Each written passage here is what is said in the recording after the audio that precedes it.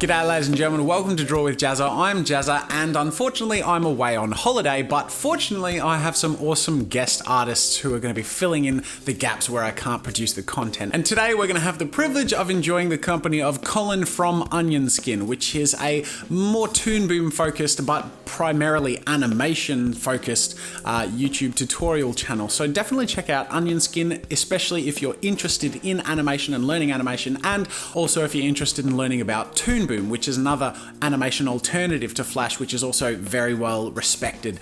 That being said, I've suggested he keep this tutorial very program neutral so that if you're a Flash animator or you animate in Anime Studio, you can still follow along with this tutorial and enjoy it. So thank you so much to Colin for making this. Check out Onion Skin if you get the time and you're interested.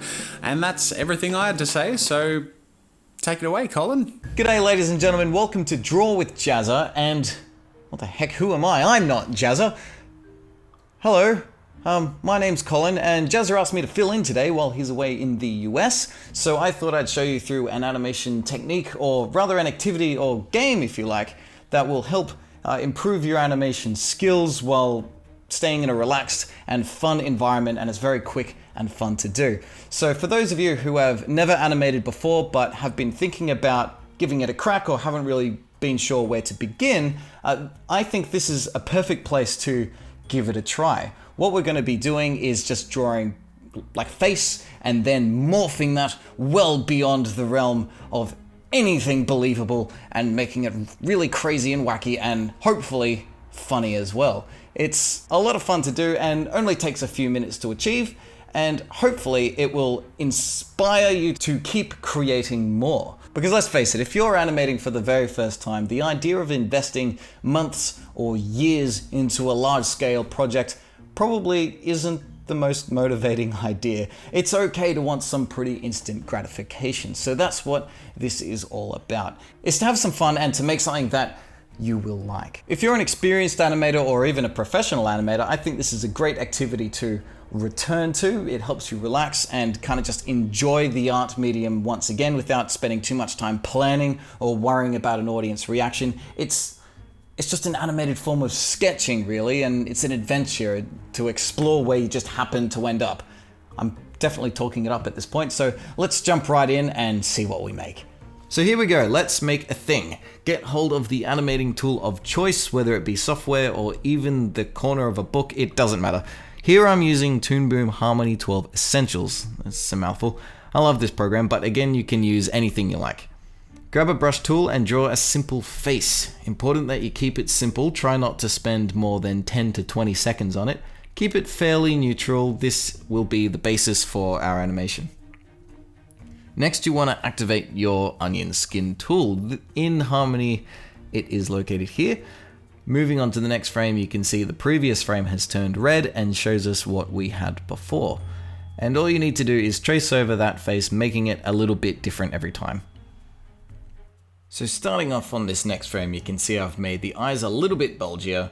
The mouth is starting to open with a little bit of teeth showing. Around the eyes, I'm giving it a bit of a bulgy skin, and the head is becoming a little bit larger. So it's a very subtle difference, but things are becoming a little bit more silly, I suppose. So this one's pretty well done. Moving on to the next, you can see the previous two frames are visible. I'm going to make this eye a little bit bigger again.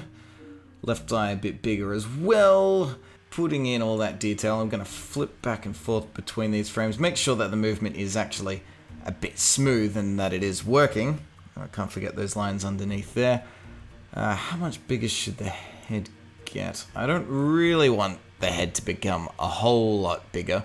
Otherwise, if the eyes, the mouth, and the head are all getting bigger, then all I'm doing is animating something that's changing size. And what's the point of that? I want it to be morphing and bulging and changing shape and becoming more gross and intriguing and hopefully funnier. Hopefully funnier. So the mouth is getting a bit bigger as well. I'll put these teeth in. It'll still be closed, but I think on the next frame I'll start to open the mouth a bit wider. Yeah, let's make it a lot wider. Pull his teeth apart a bit. Yeah, this is fun. Color that in black. It's crossing over where the eyes were in the previous frame. So I'll draw these skin flaps over the edge just so I can make the eyes even more bulgy. Oh man, he's starting to get creepy. This is the best. Okay, what next? I'll make this eye. Should I make it bigger? Should I make it the same? No, I'll make it a bit bigger again. That kind of pupil inside iris thing is a lot of fun. So you can start to understand what I'm getting at here. It's all about the natural flow, not thinking about it, just letting yourself go and letting your imagination run away with you as much as it possibly can. So I don't even know what I'm going to do with this frame. I guess I'll keep making the eyes even bigger. He's happy now. I don't think I'll make the head bigger. I think I know what I'm going to do with this. Here we go. Next frame we'll start to see something happening. So over a series of drawings, the idea of this activity is to push the expressions further and further each time until it goes well beyond the realm of sanity. The game is to make it as gradually gross and full on as you possibly can. And after a few drawings, you may have an idea on which expression the face is going to be heading in, and just gradually changing it is getting boring. So that's okay. Make the next frame radically different to the previous. By continuing to make these animations, you'll subconsciously be picking up on a bunch of fundamental animation skills. You may be surprised to notice that what gets played back to you may look and feel radically different to what you thought you were drawing. Maybe the images were too different to one another. Maybe they were too similar and the change felt too slow and gradual. Learning to understand timing now is incredibly important, and getting a natural feel for it early will save a lot of time and a lot of headaches when you come to taking on a larger scale project. Now, if you're familiar with some basic animation technique, you've probably heard terms like in-betweening and easing and tweens and all that kind of stuff before. And it can be easy to get immersed in the technicalities and the rules of creating good animation. And although it's great to have a good understanding and a good grasp in practicing this stuff at the beginning of your animation journey, a lot of these tools would have been first developed by experimenting and trying things out and making mistakes and seeing what works and what doesn't. So I think it's quite important to take these risks and make these mistakes on your own, because then you can learn very quickly why certain things were put in place and how to actually use them to your advantage and to the best of your ability, rather than just, oh, this is a thing that's there that I should use because I was taught to use it, and not really understand how far certain techniques and tools can be pushed, and when you should make the decision to use a technique or not to use a technique. Because in-betweening, for example, probably isn't something that you should use 100% of the time. When you lay out all of your keyframes and then go back and fill in all the gaps, yes, it helps smooth out an animation, but how do you know how much easing you should put into it? How do you know how many in-betweens you should put in at all? So this exercise is all about practicing what is called straight ahead animation. Doing frame 1, moving on and doing frame 2, then doing frame 3, etc. all the way to the end. Its limitation is that it doesn't really give you much of a vision on where you're heading, but that's good, that's important, because when you watch it back, you'll immediately see where you've gone wrong and where things can be improved. By practicing where typical mistakes can tend to fall, you'll not only learn how to avoid these mistakes, but how to increase productivity and quality of your work at the same time. In the description below, you'll find links to all of the finished animations that were used in this video, as well as a working file that is compatible with Harmony 12 Essentials and above, and a version for Flash as well. So I encourage you to download those and have a dig around. Hopefully you'll find them useful in some way. Now again, this is great fun to do, and after just a few drawings and a few minutes, we have an animation that we can watch. Well, that was over a bit quickly. I recommend working at 8 frames per second. This gives you enough time to digest each drawing, but is still fluid enough to not be jerky. So let's take a look at some other examples. So here's another example, also starting from a very basic face. Oh yeah. So I'll scrub through this one a little bit slower. You can see this time I went with the eyes drooping further and further down until finally clunk.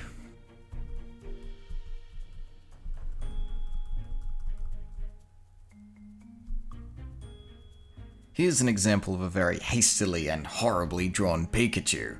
As it starts to move through... Oh, hang on, I'll play it once. Alrighty then. So it starts off... I started exaggerating him a little bit, getting grumpier and grumpier until I started to realize that's the direction I want to go in. So the difference between these two is very extreme, and this one is very extreme again, and it starts to look a bit jumpy. So what we learned from this is that we can leap ahead and start just embellishing our imagination, and then we can go back and smooth out the movement further if we wish. So between these two frames, I'm going to smooth them out quite a lot. So I'm going to right click here and go to exposure, set exposure to 2. That holds this drawing for 2 frames as opposed to 1, so I can delete the second one, gives us a gap. And with the onion skin turned back on, both of these brackets only set to 1 frame either side, I can now see how this drawing is going to change between these two quite bizarre drawings. Now let's get to work. So this drawing, the eyes are very small. This one is enormously big, so for the most part I'm just going to be doing a direct in between.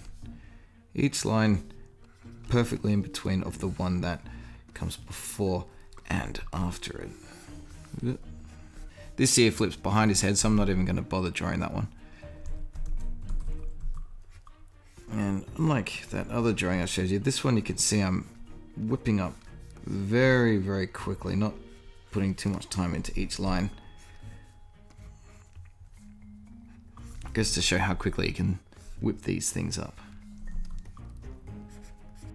So now that we've talked about the advantages of straight ahead animating and how it can unleash your creativity and not limit you that way, you can see how in this example we jumped ahead a bit and now we're working more and more with in-betweens, and that's probably going to happen more as you continue to practice this technique. The advantages of animating with in-betweens is that it's a lot easier to stay on model, it can reduce a lot of stress and headaches, and although it can still be time consuming if you have to make tons and tons and tons of these things, you are actually saving a lot of time because you're eliminating so much of the guesswork that you would have had otherwise. So as you continue to practice animating, you will probably find that you'll end up depending on keyframes and in-betweens more and more. And in the following example, we'll take a look at one where we've worked exclusively in keyframes and then flesh out the overall movement with in-betweens to create a face morph that tells a bit more of a story and has a bit more emotion and bounce and expression to it than these current examples. And then as you become more and more comfortable with that process, you'll likely find that a lot of the planning is starting to take place in your head even before you've started drawing.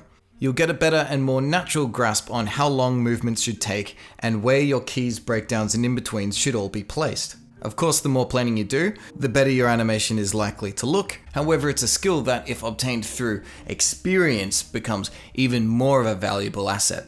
I'd recommend, if you haven't seen it before, to go and watch Jazz's animating a transformation video where he changes a guy into a Hulk. It's kind of a natural follow-on from what we're talking about here, with properly planning and structuring your keys and in-betweens in order to create a frame-by-frame morph animation. Yeah, that's looking okay. Alright, I'm gonna play that back. That's looking okay. That was fun, that didn't take too long either. Oh, there's a nose missing.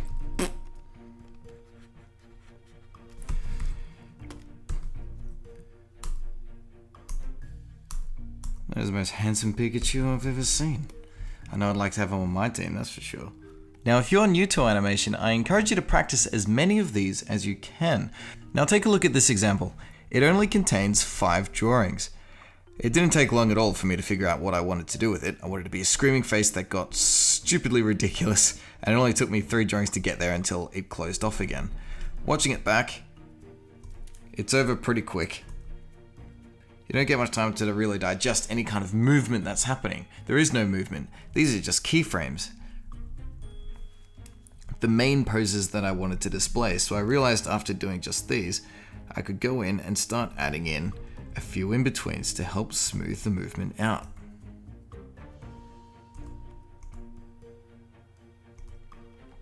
So what are some of the ones that got added? What I essentially did was went through each frame, set the exposure out at 2 like this, deleted the center one, and with the onion skins bracket set to 1 either side, just did a clean in between of every drawing that I went through. You can see there's not too much detail in these, so it's quite easy to see what needed to be done. So on this one, for example, start with the eyes. Trace around those pupils. You can see what this mouth is. So fully closed and a slightly open one, so the top of the lip would go right in there like that, and the bottom of the mouth would probably just be around there with a small tongue and filled with color. The head, you can see the top side is around there. The mouth will start to get a slightly lowered lip, and that would connect up in between the red and green lines like so. So that's what I did throughout the whole piece, except for filling in the black mouth, because that is clearly wrong. So looking down at this example again, you can see that's pretty much exactly what happened on this frame and throughout all of these other ones to help blend it together. So this was of course one of the more extreme changes. So it meant I had to introduce both the eyes coming out of the head and the tongue being revealed as well. I placed the eyes a little bit over halfway because I didn't want the movement to seem too slow. I wanted them to get to their outermost position quite quickly. However, on their return, you can see I've stretched them out and put these speed lines in to help it snap back into place. So then the eyes returning wouldn't seem too unnatural. I wanted to flick back like a rubber band. Notice also that the eyes went too far into the back of the head, so I added a couple of extra frames there where the only thing that changed was the eyes settling back to the front. From here I realized it could be a little bit smoother still, which is this. So what happened here, rather than just a clean in between of every single drawing, I continued to watch this version through over and over again and decided where I thought a little bit more emphasis could be used.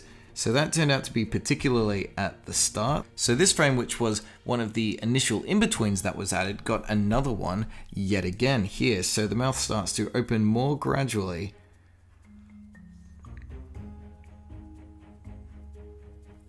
And I added another one as the mouth was closing as well, so that wasn't quite as snappy as it was originally.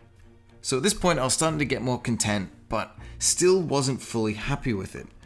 I realized not only could I continue to push it a little bit further, but the whole motion felt too slow at this point. If this character had noticed something and he went to scream so hard that his eyes came out of his head, it wouldn't be this constant. He looks, he opens his mouth continues to open, and his eyes come out all at once. That doesn't seem like a proper cartoon scream. I thought, with the elements here, more of a story could be told. So this was the final result.